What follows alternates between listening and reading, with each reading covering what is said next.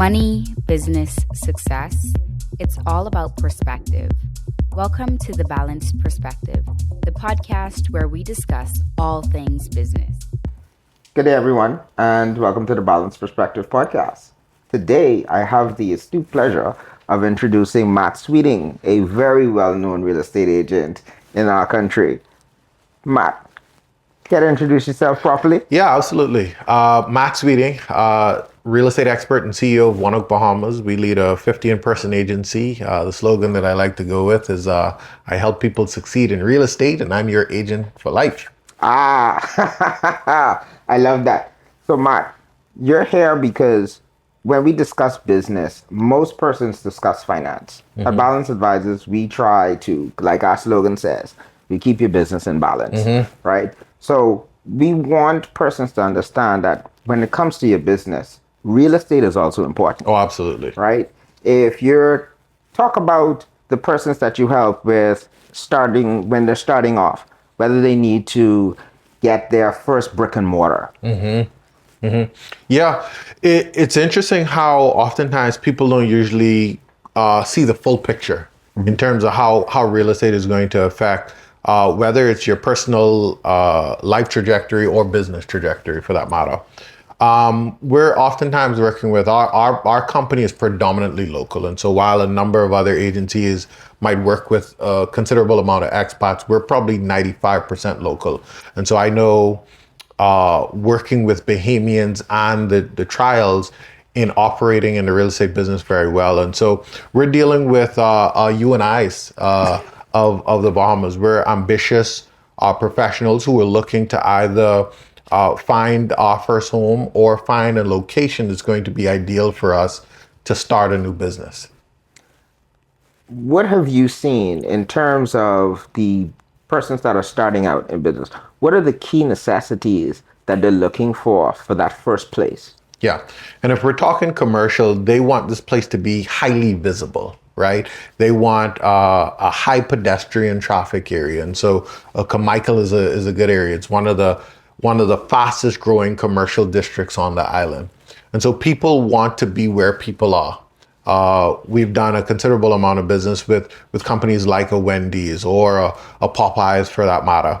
And so when people are factoring in where am I going to place a business, they want to be in the mix of either people going to work, coming from work, or where a lot of people live. So that's generally the framework of what people are looking for when they're looking for a commercial location. Now you referenced some very big names there, right?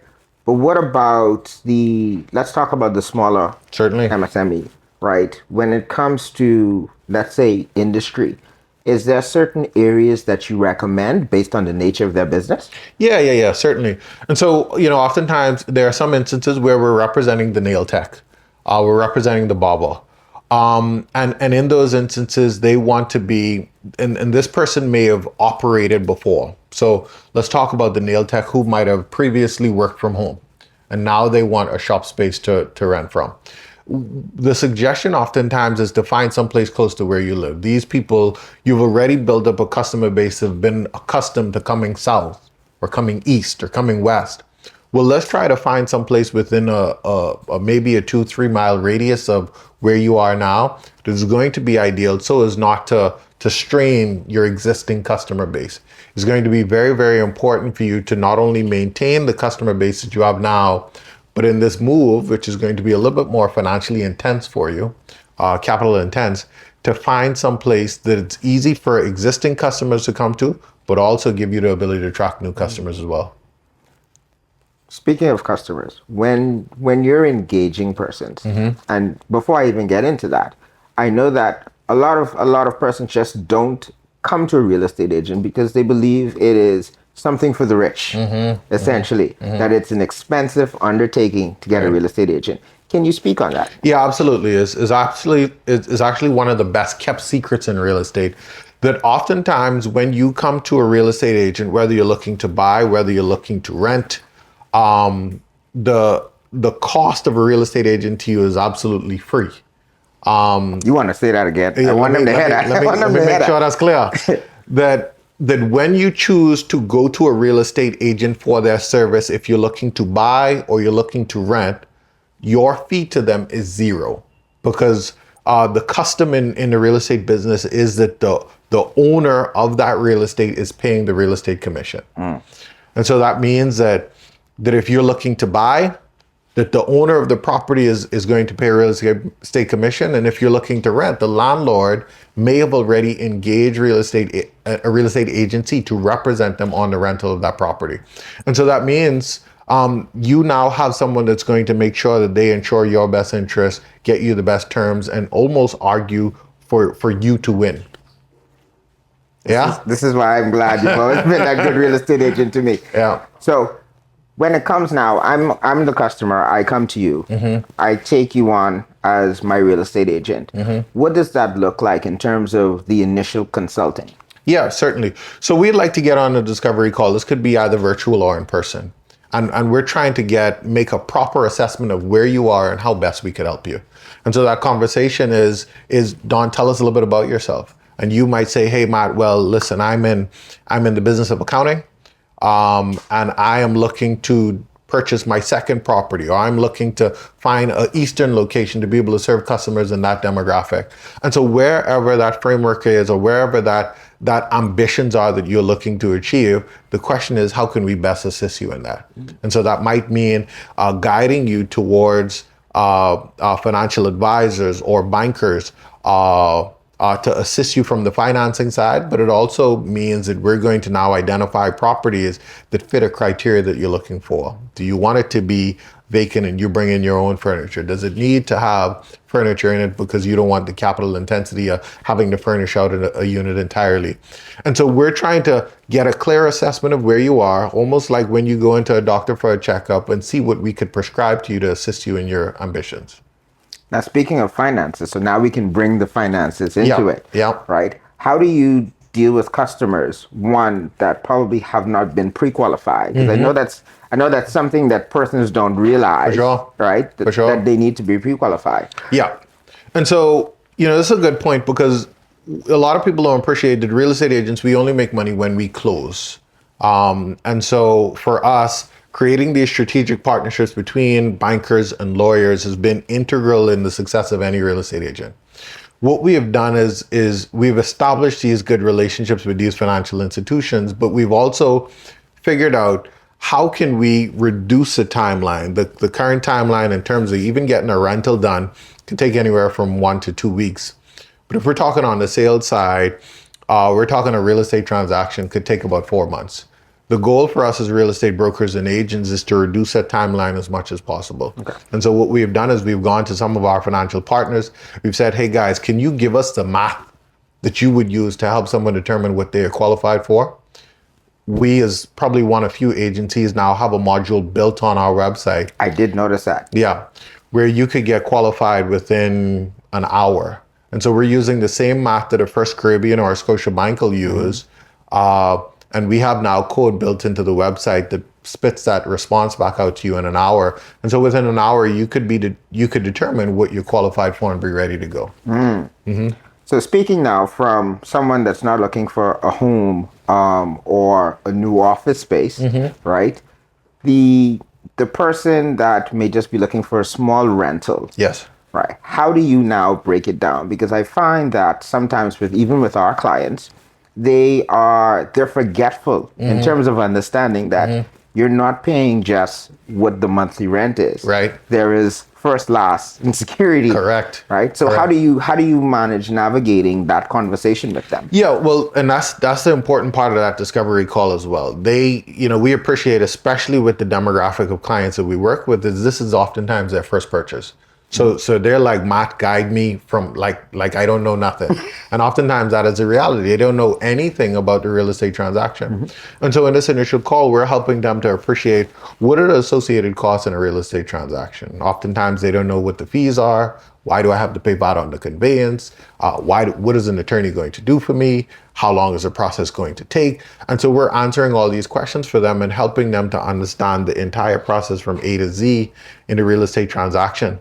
And by asking these questions, but also educating them in that discovery call, it eliminates a little bit of the confusion that oftentimes we find in a real estate transaction. And holding their hand step by step.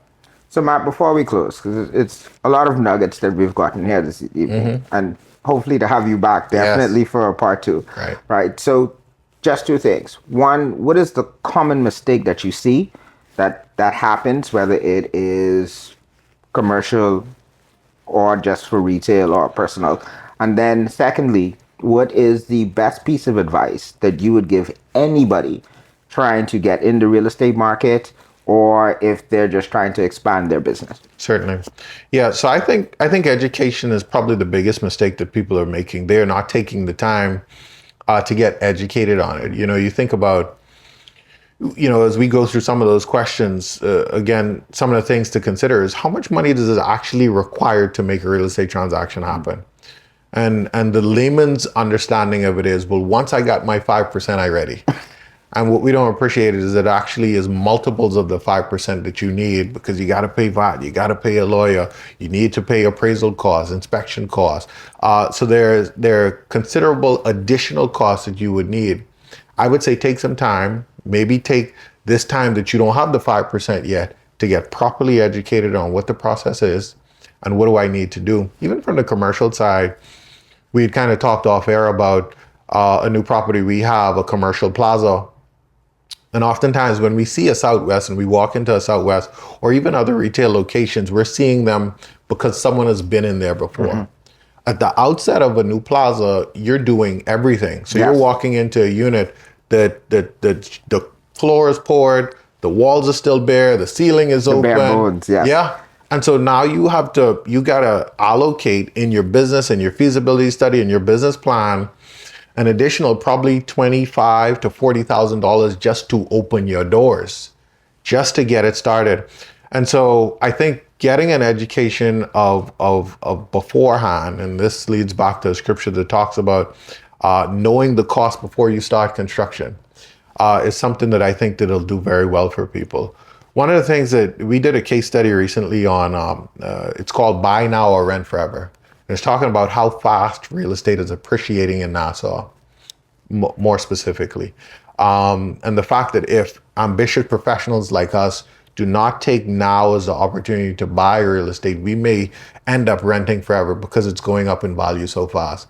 My advice to ambitious professionals who may not have purchased their first property yet, or even looking to diversify their portfolio, I think the key is for all of us, we need to think about diversifying our income.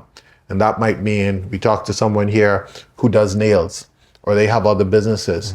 I think the key is if you're an accountant, you need to figure out what else I can do to make the bag.